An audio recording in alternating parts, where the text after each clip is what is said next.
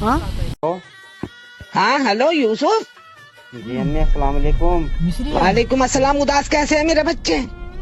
अम्मी बात ऐसी है, उदासी का याद माशाल्लाह अम्मी। माशाल्लाह माशाल्लाह। क्या? अरे वो मेरे साथ में मेरे दो दोस्त काम नहीं कर रहे थे अम्मी, हाँ वो दोनों अम्मी कोमा में चले गए। अच्छा।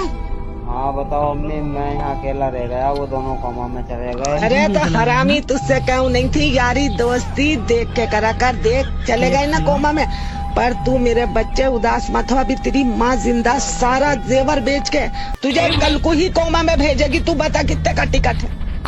कितने का टिकट है? हाँ अरे मेरी माँ वो तो ये बेच गए हैं, तो कितने का टिकट है? और ये मेरी माँ वो तो एक बीमारी है, वो तो जिस समझ लो कि जीता जिंदा आदमी पड़ गया। हाय हाय। अरे और मुझे और भेज दे रही हो, बद्दुआ दे देगा वहाँ। अरे आई हाय, अल्लाह मेरी तौबा, अल्लाह मेरी तौबा।